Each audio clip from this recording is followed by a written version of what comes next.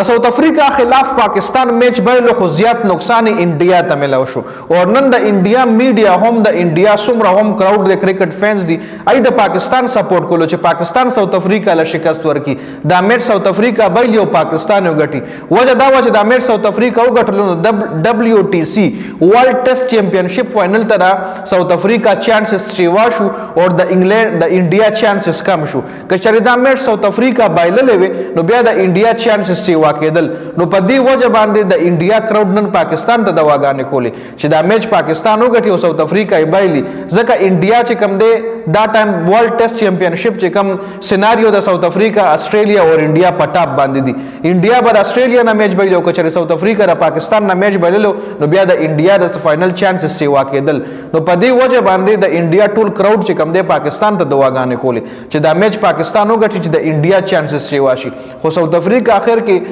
یو بایللې میچ چې کم دی ساوث افریقہ وګټلو راباډا ډېر زبردست بیټینګ وکړو 50 پارټنرشپ